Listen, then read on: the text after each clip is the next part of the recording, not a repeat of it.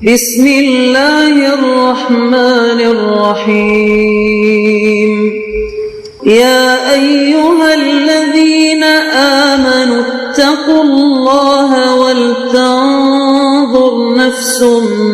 ما قدمت لغد واتقوا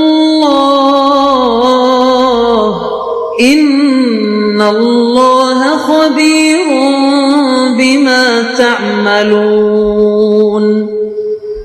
اے ایمان والو، اللہ سے ڈرتے رہو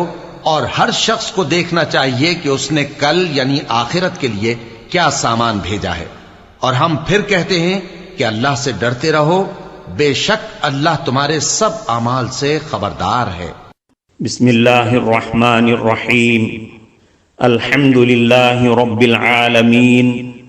والصلاة والسلام على اشرف الانبیاء والمرسلین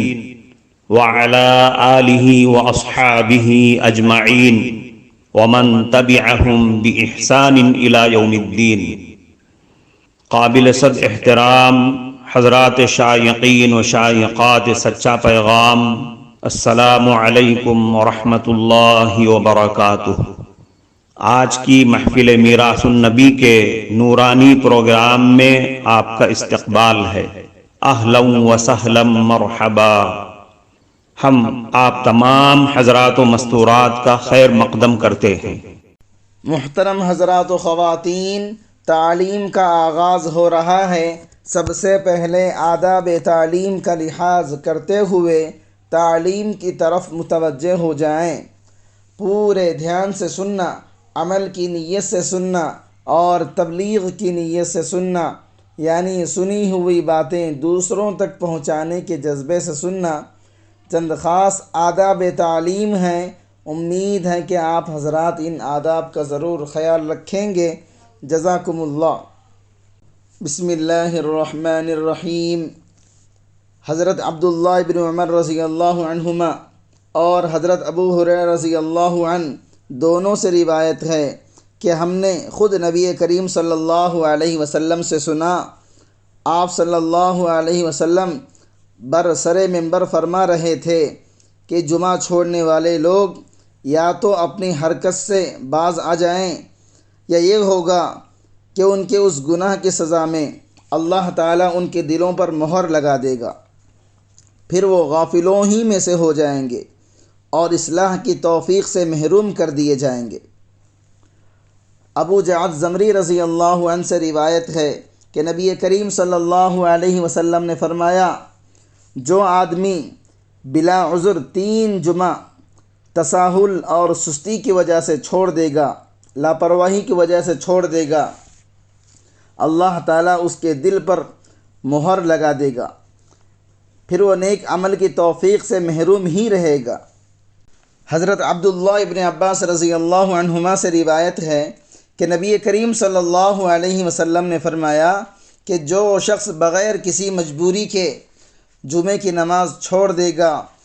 اور وہ اللہ کے اس دفتر میں جس میں کوئی رد و بدل نہیں ہو سکتا منافق لکھا جائے گا، اور بعض روایت میں 3 دفعہ چھوڑنے کا ذکر ہے۔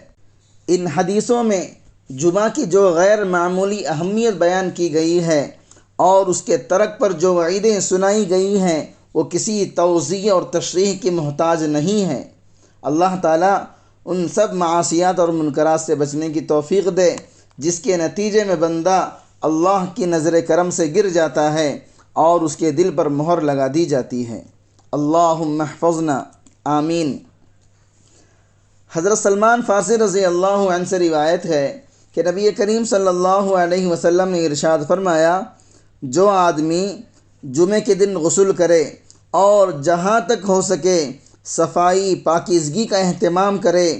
اور جو تیل خوشبو اس کے گھر میں ہو وہ لگائے، پھر وہ گھر سے نماز کے لیے جائے اور مسجد میں پہنچ کر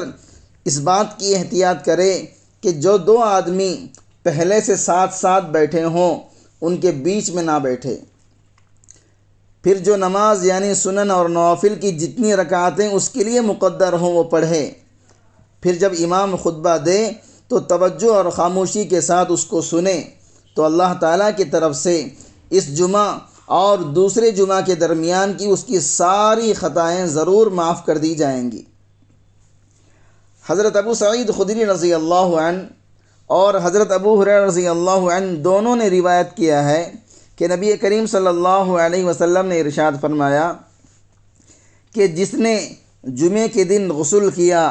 اور اچھے کپڑے اسے میسر تھے وہ پہنے، خوشبو اگر اس کے پاس تھی وہ بھی لگائی، پھر وہ نماز جمعہ کے لیے حاضر ہوا اور اس بات کی احتیاط کی کہ پہلے سے بیٹھے ہوئے لوگوں کی گردنوں کے اوپر سے پھلانگتا ہوا نہیں گیا، پھر سنتوں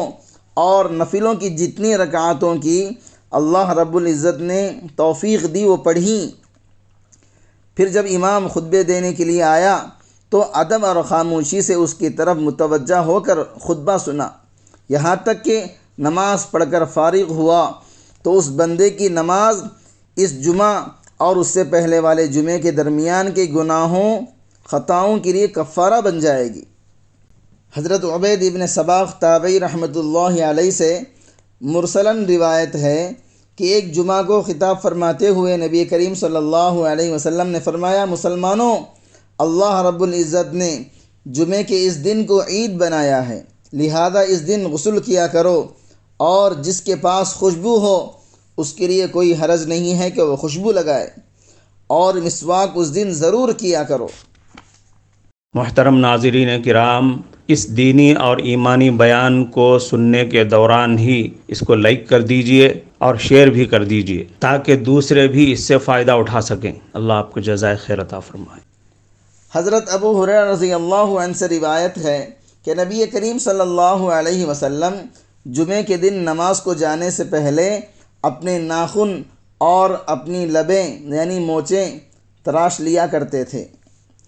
حضرت عبداللہ ابن سلام رضی اللہ عنہ سے روایت ہے کہ نبی کریم صلی اللہ علیہ وسلم نے فرمایا، تم میں سے کسی کے لیے اس میں کوئی مضائقہ نہیں ہے کہ اگر اس کو وسعت ہو تو روز مرہ کے کام کاج کے وقت پہنے جانے والے کپڑوں کے علاوہ جمعے کے دن کے لیے کپڑوں کا ایک خاص جوڑا بنا کر رکھ لے۔ روز مرہ پہنے جانے والے کپڑوں کے علاوہ کوئی خاص جوڑا بنا کر رکھنے میں شبہ ہو سکتا تھا کہ شاید یہ شان فخر اور زہد کے خلاف اور ناپسندیدہ ہو۔ اس حدیث میں دراصل اسی شبے کو زائل کر دیا گیا، اور آپ صلی اللہ علیہ وسلم کا مطلب یہ ہے کہ جمعہ جیسے دینی اجتماع کے لیے جو مسلمانوں کی ہفتہ واری عید ہے، چونکہ حسب استطاعت اچھا کپڑا پہننا اللہ کو پسند ہے، اس لیے اس کے واسطے خاص جوڑا بنا کر رکھنے میں کوئی حرج نہیں ہے، کوئی مضائقہ نہیں ہے۔ طبرانی نے معجم صغیر اور اوسط میں حضرت عائشہ صدیقہ رضی اللہ عنہا سے روایت کیا ہے کہ نبی کریم صلی اللہ علیہ وسلم کا ایک خاص جوڑا ہوا کرتا تھا جو آپ صلی اللہ علیہ وسلم جمعے کے دن پہنا کرتے تھے، اور جب آپ صلی اللہ علیہ وسلم نماز جمعہ سے فارغ ہو کر تشریف لاتے تھے تو ہم اس کو تہہ کر کے رکھ دیا کرتے تھے، پھر وہ جوڑا اگلے ہی جمعہ نکلتا تھا۔ حضرت ابو ہریرہ رضی اللہ عنہ سے روایت ہے کہ نبی کریم صلی اللہ علیہ وسلم نے فرمایا، جب جمعے کا دن ہوتا ہے تو فرشتے مسجد کے دروازے پر کھڑے ہو جاتے ہیں اور شروع میں آنے والوں کے نام ایک بعد دیگرے لکھتے ہیں، اور اول وقت یعنی دوپہر میں آنے والے کی مثال اس آدمی کی طرح ہے جو اللہ کے حضور میں اونٹ کی قربانی پیش کرتا ہے۔ پھر اس کے بعد دوسرے نمبر پر آنے والے کی مثال اس آدمی کی طرح ہے جو گائے اللہ کے حضور میں پیش کرتا ہے۔ پھر اس کے بعد آنے والے کی مثال مینڈھا پیش کرنے والے کی طرح ہے، اور اس کے بعد آنے والے کی مثال مرغی پیش کرنے والے کی طرح ہے۔ اس کے بعد آنے والے کی مثال انڈا پیش کرنے والے کی طرح ہے۔ پھر جب امام خطبے کے لیے ممبر کی طرف جاتا ہے تو یہ فرشتے اپنے لکھنے کے دفتر لپیٹ دیتے ہیں اور خطبہ سننے میں شریک ہو جاتے ہیں۔ حدیث کا اصل مقصد اور مدعا جمعہ کے لیے اول وقت جانے کی ترغیب ہے، اور آگے پیچھے آنے والوں کے ثواب اور درجات کے فرق کو آپ نے مختلف درجے کی قربانیوں کی مثال دے کر سمجھانا چاہا ہے۔ حضرت انس رضی اللہ عنہ سے روایت ہے کہ نبی کریم صلی اللہ علیہ وسلم کا معمول تھا جب سردی زیادہ ہوتی تو نماز جمعہ شروع وقت ہی میں پڑھ لیا کرتے تھے، اور جب موسم زیادہ گرم ہوتا تو ٹھنڈے وقت یعنی گرمی کی شدت کم ہونے پر پڑھتے تھے۔ حضرت جابر بن سمرہ رضی اللہ عنہ سے روایت ہے کہ نبی کریم صلی اللہ علیہ وسلم 2 خطبے دیا کرتے تھے اور دونوں کے درمیان تھوڑی دیر کے لیے بیٹھتے تھے۔ آپ ان دونوں خطبوں کے درمیان میں قرآن مجید کی آیات بھی پڑھتے تھے